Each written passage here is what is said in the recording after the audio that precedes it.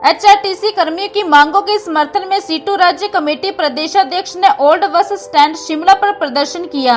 Situ ने प्रदेश सरकार से एचआरटीसी कर्मियों की मांगों को पूर्ण करने व क्षेत्रीय प्रबंधक का तबादला रद्द करने की मांग की है।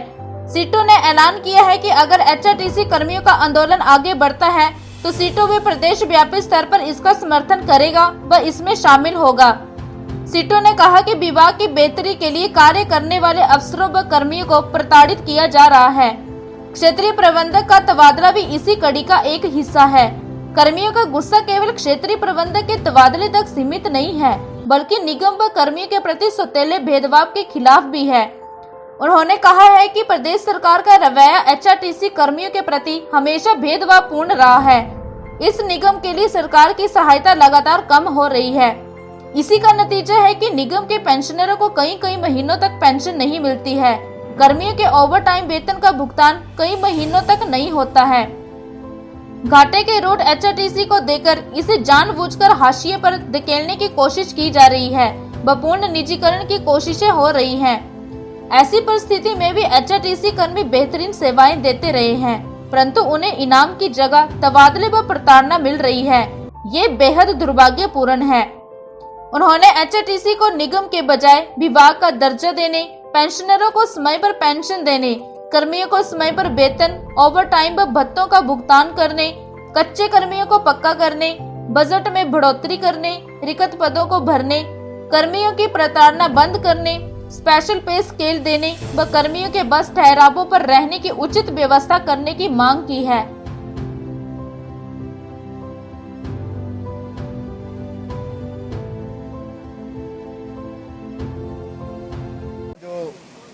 एचआरटीसी के अधिकारियों के साथ जो बदसलूकी हुई और उसके बाद एचआरटीसी के ही अधिकारी को ट्रांसफ़र कर दिया गया। एक अच्छे अधिकारी के द्वारा जो काम किया जा रहा था, सरकार ने उसको प्रोत्साहित न करके डराने धमकाने का काम किया। और जिस तरीके से एचआरटीसी के पूरे हिमाचल के कर्मचारी आज लामबंद हो गए इस विषय पर, ये बात सिर्फ अधिकारियों या कर्मचारियों को डराने धमकाने या उनके तबादलों की नहीं है। वास्तव में एचआरटीसी के साथ जो पिछले काफ़ी वर्षों के साथ अन्याय चल रहा है, आज हिमाचल प्रदेश के अंदर जिस तरीके की नीति अख्तियार की जा रही है, आहिस्ता आहिस्ता पूरे एचआरटीसी को ख़त्म करने की साजिश चल रही है। एक समय में हिमाचल प्रदेश के अंदर केवल एचआरटीसी की बसें चलती थी। आज जितनी बसें एचआरटीसी की चलती हैं उससे ज़्यादा प्राइवेट बसों का कारवां हो गया। एचआरटीसी के अंदर जो कर्मचारी काम कर रहे हैं, उनको जो ओवर टाइम वो काम करते हैं, रात को ड्यूटी करते हैं, 8 घंटे के बाद जो ड्यूटी करते हैं, कई महीनों से उस ओवर टाइम के वेतन का भुगतान नहीं किया जा रहा है। समय पर उनको तनख्वाह नहीं मिलती है। पिछले दिनों आपने देखा था यहीं पर जो एचआरटीसी से रिटायर हुए हैं कर्मचारी, उन पेंशनरों ने भी यहाँ पर धरना किया था। पेंशनरों को कई महीनों से पेंशन नहीं मिल रही है। इसके साथ साथ हम ये भी देख रहे हैं कि एचआरटीसी के बजट में लगातार जो मदद सरकार की ओर से मिलनी चाहिए, वो मदद सरकार की ओर से नहीं मिल रही है। लंबे समय से एचआरटीसी के कर्मचारी इस बात की मांग कर रहे हैं कि ये जो एचआरटीसी है वास्तव में एक निगम है, कॉरपोरेशन है। इसको एक विभाग में तब्दील किया जाए। बहुत सारे राज्यों में जो निगम हैं उनको परिवर्तित करके विभाग बनाया गया, जिससे उनकी सामाजिक सुरक्षा बढ़ी है, जिससे उनका तनख्वाह का मसला, पेंशन का मसला वो सुलझा है।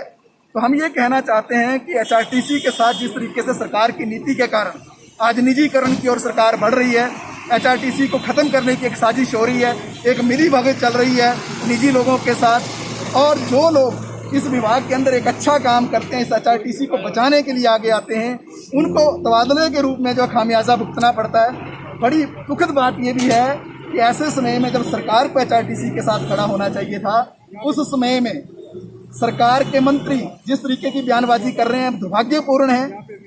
ये तक कहा जा रहा है कि तबादले करना हमारा अधिकार है। वो सबको मालूम है कि तबादले होते हैं, एक समय सीमा में होते हैं, उसके लिए एक नीति होती है।